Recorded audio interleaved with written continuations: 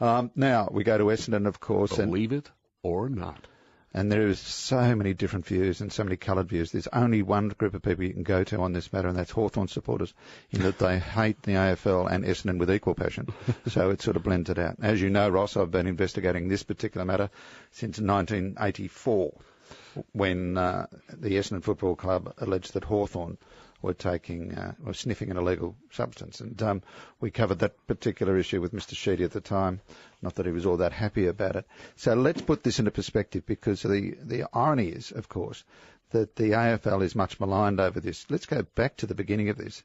Victoria Police Deputy Commissioner Graham Ashton said, regarding to intelligence sharing, there was only one or two sports that they would be comfortable sharing the information with, and one was the AFL, because they had the world's best practice as far as integrity units are concerned.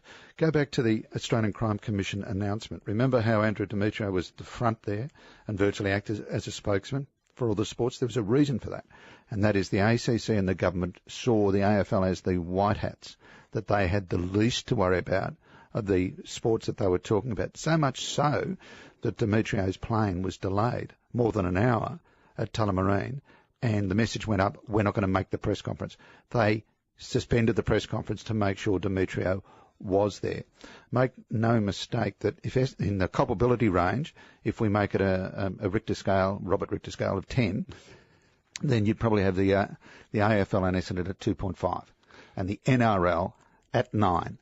Essendon, despite this argy-bargy at the end, Essendon went to ASADA, volunteered information, its players voluntarily gave evidence. Under Chairman David Evans. Under Evans, and they only fell for this stupid siege mentality right at the death.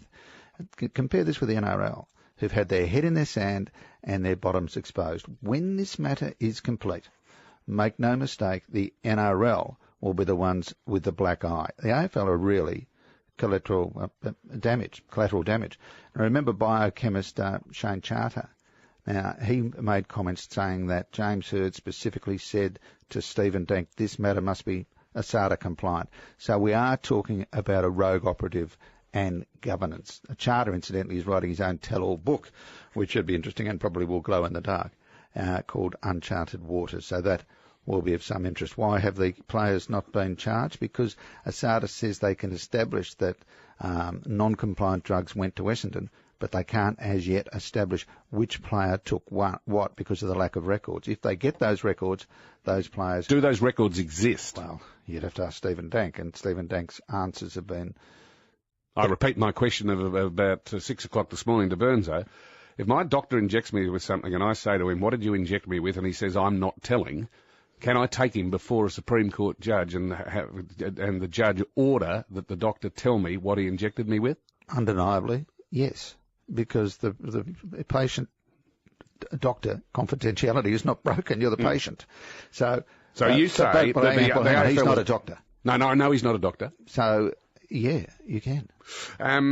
In brief, you say the AFL has really just continued its white hat reputation, but watch what happens once the ASADA deals with the NRL. The experts, the investigators are saying it is poles apart, the attitude of the NRL and the AFL, and it's really sad for Essendon and the AFL that they have dominated the headlines for the last 7 or 8 months.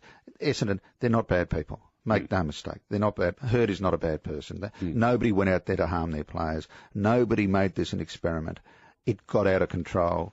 They were slack, not crook.